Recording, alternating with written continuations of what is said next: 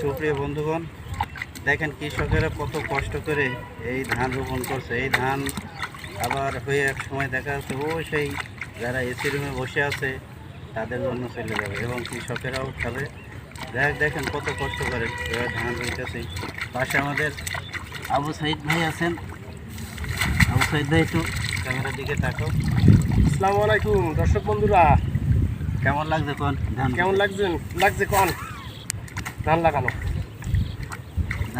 কেমন লাগছে জানাবেন। হ্যাঁ, অনেক কষ্ট করে ধান রোপণ করা হচ্ছে। দেখ,